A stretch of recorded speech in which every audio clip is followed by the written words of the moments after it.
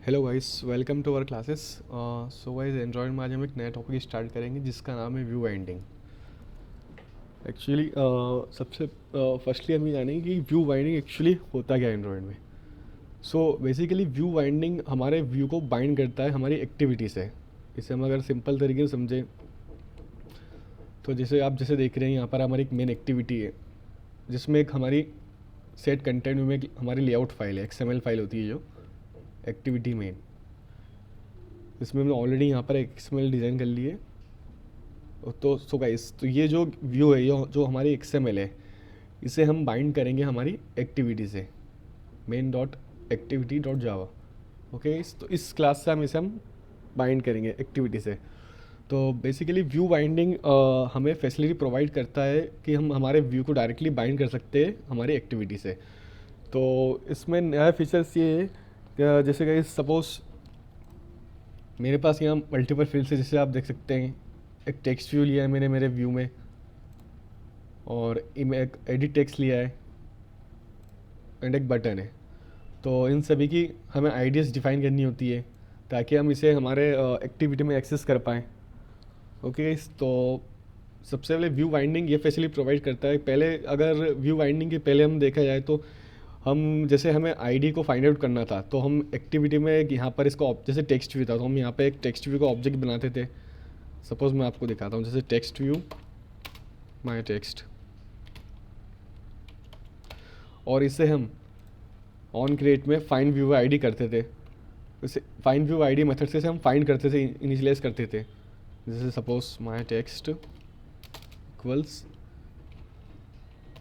Find view ID and R dot I D dot name. Okay, तो ये जो name है ये मेरी टेक्स्ट व्यू की आईडी है।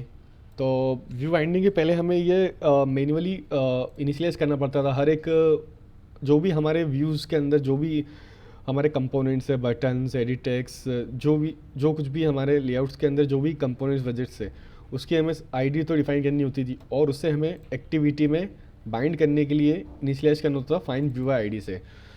तो गाइस, अब व्यू बाइंडिंग में नया फीचर्स ये आ गया है, ये हमारी जो कॉम्प्लेक्सिटी है फाइंड व्यू आईडी करने के लिए रिमूव हो चुकी है। मतलब अब we don't need to write find view ID, we can directly access the IDs with the help of view binding. हमें ये फाइंड व्यू आईडी लिखने की कोई रिक्वायरमेंट नहीं है। हम डायरेक्टली किसी भी वजेट्स, कंपोनेंट्स, बटन्स की आईडीज डायरेक्टली हम एक्सेस कर सकते हैं व्यू बाइंडिंग के थ्रू।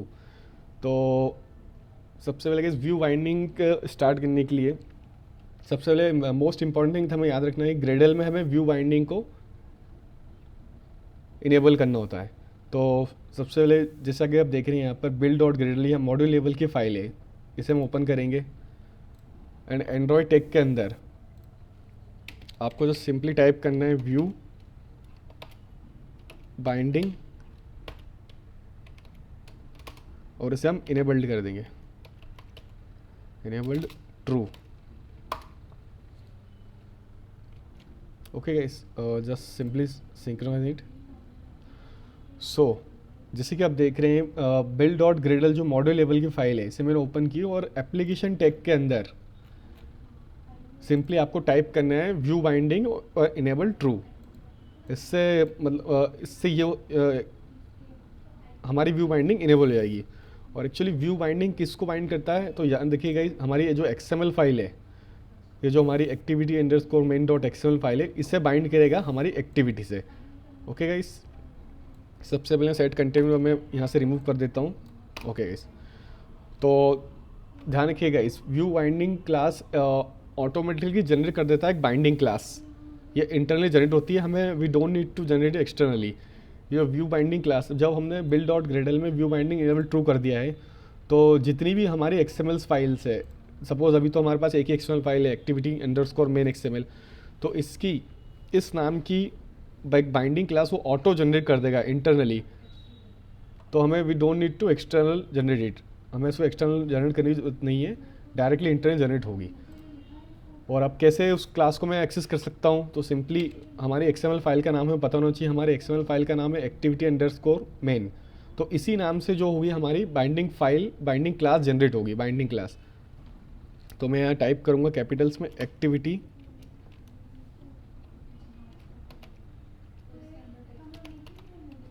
जैसे कि आप देख रहे हैं हमारे एक्सएमएल फाइल का नाम क्या है, एक्टिविटी अंडरस्कोर मेन। तो इस नाम की, जैसे कि आप मेरे माउस की कर्सर पे देख रहे हैं, इस नाम की एक बाइंडिंग क्लास ऑटो जनरेट हो चुकी है जो एंड्रॉयड हमें इंटरनली प्रोवाइड करता है। तो इंटरनली एंड्रॉयड स्टूडियो एक बाइंडिंग क्लास जनरेट कर देगा उस एक्सएमएल फाइल के नाम की, एक्टिविटी मेन बाइंडिंग। तो उसे मैं इंटर करूँगा, इसको हम ऑब्जेक्ट बना लेंगे बाइंडिंग। ओके, तो अब ऑन क्रिएट में सबसे पहले हमने जो हमारी बाइंडिंग क्लास ऑटो जनरेट हुई उसको हमने एक ऑब्जेक्ट इनिशियलाइज कर लिया है यहाँ पर। अब ऑन क्रिएट में हमें सेट कंटेनर को रिमूव करके यहाँ पर न्यू लाइन पुट करनी है, बाइंडिंग को जो हमारी मेन जिस क्लास को, जिस एक्सएमएल को हम बाइंड करना है, जो हमने इसका ऑब्जेक्ट बनाया है उसको हम इनिशियलाइज करेंगे। Binding equals to activity main binding dot inflate और गेट लेआउट इन्फ्लेचर। एंड अब सेट कंटेंट व्यू हम पुट करेंगे, set content view binding dot get root. Okay guys, simply अब जैसे मैं गेट रूट पर अगर मैं क्लिक करता हूँ तो ये डायरेक्टली हमारी एक्सएमएल फाइल को ओपन कर देगा। अगर आपको चेक करना है कि आपकी क्लास प्रॉपरली बाइंड हुई कि नहीं, तो सबसे पहले यहाँ पर आप देख लीजिए कि आपका जो एक्सएमएल क्लास का नाम है उस नाम की क्लास इंटरनली जनरेट हुई कि नहीं है। एंड फिर आप चेक कर सकते हैं इसको बाइंडिंग जो हमारी क्लास जनरेट हुई है एक्सएमएल की binding, activity main binding, then आप उससे इनिशियलाइज करके सेट कंटेंट व्यू में गेट रूट पर क्लिक करके देखिए तो डायरेक्टली वो एक्सएमएल ओपन कर देगा जो कि इस एक्टिविटी से लिंक है। ओके गाइस, सिंपल 2 लाइन आपको यहाँ पर टाइप करनी है। अब गाइस जैसे कि आप इस एक्सएमएल में देख रहे हैं यहाँ पर मेरे पास 3 कंपोनेंट्स है, text view, edit text and button. आपके लेआउट में कितने भी मल्टीपल टेक्स्ट व्यू हो सकते हैं, मल्टीपल कंपोनेंट्स हो सकते हैं। तो एग्जाम्पल के लिए मैंने यहाँ पर सिर्फ 3 कंपोनेंट्स लिए हैं। जैसे अब टेक्स्ट व्यू की आईडी क्या है गाइस, यहाँ पर नेम, टेक्स्ट व्यू की आईडी यहाँ पर मैंने नेम दी है। एंड ईमेल आईडी यहाँ पर ईमेल है एंड बटन की आईडी सबमिट। ओके गाइस, तो अब मुझे यहाँ पर फाइंड व्यू बाय आईडी करने की रिक्वायरमेंट नहीं है। जो बाइंडिंग क्लास, जो मैंने मेरी बाइंडिंग क्लास एक्टिव से बाइंड की है, उस बाइंडिंग क्लास के ऑब्जेक्ट से डायरेक्टली मैं ये आईडीज़ को एक्सेस कर सकता हूँ। तो जैसे सपोज़ मुझे अब इस टेक्स्ट व्यू में कुछ टेक्स्ट सेट करना है तो डायरेक्टली मैं बाइंडिंग क्लास से बाइंडिंग डॉट नेम, जैसे कि आप देख रहे हैं यहाँ पर ये नेम ऑलरेडी यहाँ पर एक्सेस हो रहा है, तो binding dot name dot set text shown. Okay guys, अब मैं इसे सिंपली आपको रन करके दिखाता हूँ।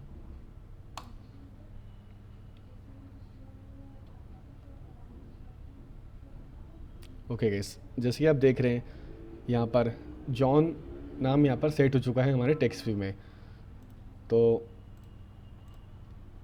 सिंपली जो भी इसकी आईडी थी नेम, तो हमने डायरेक्टली एक्सेस कर ली इस बाइंडिंग क्लास के ऑब्जेक्ट से, binding name, binding dot name dot set text John.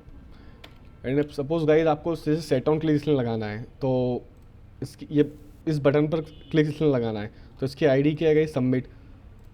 तो सिंपली हम binding dot submit dot set on click listener new on click listener. Okay guys, तो ये जो बाइंडिंग क्लास एक्टिविटी बाइंडिंग जो हमने XML binding class की internally class generate की activity main binding, इसके ऑब्जेक्ट को इनिशियलाइज करके हम डायरेक्टली जो भी आईडीज़ है, जो भी व्यू की हमारे आईडीज़ है, इस एक्सएमएल की जो भी कंपोनेंट्स की आईडीज़ है, डायरेक्टली हम उसे एक्सेस कर सकते हैं। जैसे binding dot name dot set text, binding dot submit set on click listener, simply हम पोस्ट प्रिंट कर देंगे।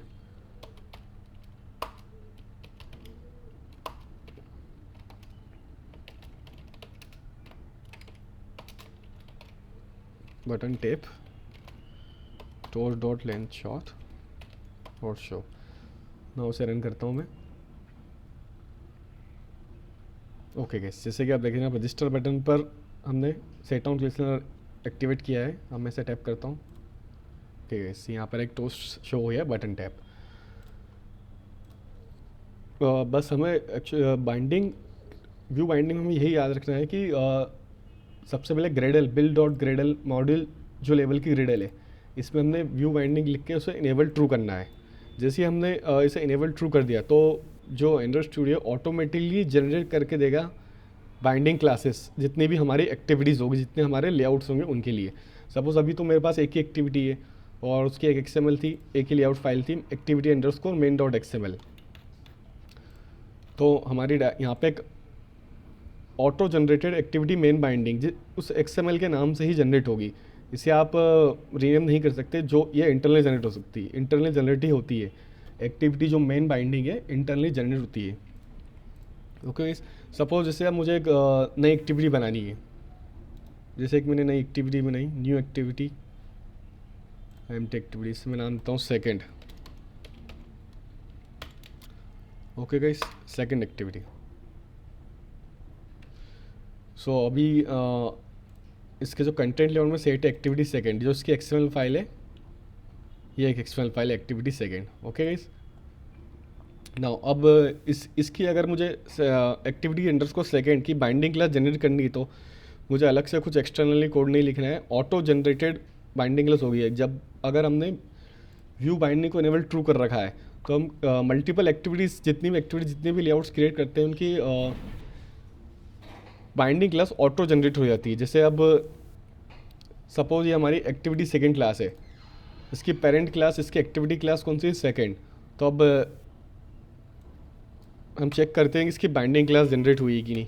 तो इसके एक्सएमएल का नाम था एक्टिविटी अंडरस्कोर सेकेंड, तो इसी नाम से इसकी बाइंडिंग क्लास ऑटो जनरेट होगी। तो हम टाइप करेंगे एक्टिविटी, जैसे कि आप देखेंगे इस यहाँ पर एक्टिविटी सेकेंड बाइंडिंग, तो ये ऑटो जनरेट हो गई है इस एक्सएमएल की बाइंडिंग क्लास। सिंपली हम इसे इंटर करके एक बाइंडिंग का ऑब्जेक्ट बना लेंगे।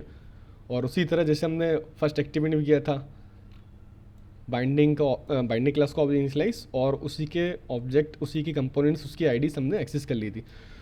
तो आप ऐसे कस्टम, जितनी भी आप कस्टम लेआउट्स बनाएंगे उनके भी आप बाइंडिंग क्लास ऑटो जनरेट हो सकती है। आपको एक्सटर्नली बाइंडिंग क्लास ऑटो आपको लिखने की ज़रूरत नहीं है, हम एक्सटर्नल नहीं कर सकते, इंटरनली जनरेट होती है बाइंडिंग क्लास। अगर मैं यहाँ पर एक अलग से कुछ कस्टम लेआउट बनाऊंगा, न्यू कुछ भी करके लीनर लेआउट एक्सएमएल, तो उसी की भी आप बाइंडिंग क्लास को एक्सेस कर सकते हैं, ये ऑटो जनरेट होती है। तो सिंपली इसका ये एडवांटेज है, बेनिफिट है कि अगर सपोज़ मेरे एक्सएमएल में बहुत ज़्यादा फील्ड्स है, 40-50 फील्ड्स है, तो एक एक की आईडी फाइंड आउट करना, इनिशियलाइज करना बहुत कॉम्प्लेक्सिटी बढ़ाता था हमारे कोड की। तो इससे ये बेनिफिट है कि हम डायरेक्टली एक्सेस कर सकते हैं बाइंडिंग के थ्रू। मतलब व्यू बाइंडिंग का मेन बेनिफिट है कि हम हमारे व्यू को बाइंड कर चुके हैं मेन एक्टिविटी से, और अब इस बाइंडिंग के ऑब्जेक्ट से हम डायरेक्टली जो भी हमारे कंपोनेंट वजह से उनकी आईडीज डायरेक्ट एक्सेस कर सकते हैं। ओके, सो बहुत इजी है व्यू बाइंडिंग और बहुत इम्पोर्टेंट है। So thanks for watching.